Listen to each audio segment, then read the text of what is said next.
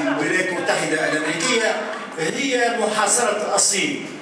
الصين التي تمثل المارد الذي قال بيرفيت في إحدى الأيام في مطلع السبعينات quand la Chine s'éveillera، يعني أن الأزمة المالية والاقتصادية العالمية وضعت وجها لوجه نمطين في الواقع في المستوى الاقتصادي.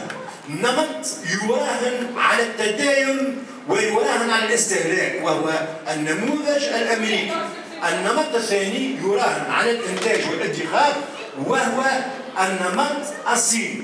وما قيل عن المبالغة لبالكرواسونس شينواز هو في الواقع امر يتعلق على ما يبدو وفق بعض الدراسات بهامش زمني، يعني بقدر ما يتطور المجتمع في مستوى حاجياته بقدر ما يتقلص هامش الربح، وبالتالي تشتغل الآلية الماركسية لا بيس توندونسيال دو تو بروفي، وهذه هوامش يعني تتقلص تدريجيا، لكن امام الصين هامش كبير لكي تتشكل كقوة عظمى.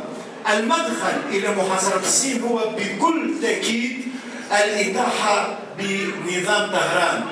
ما يعد له في المنطقة هو أولا وقبل كل شيء حرب استنزاف على الشاكلة العراقية.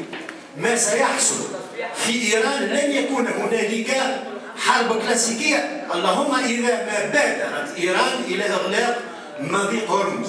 هنالك تصعيد، والتصعيد في تقديري وفي قراءتي سيبقى تصعيدا لفظيا تكتيكيا ولن يمر إلى مستوى المواجهة العسكرية.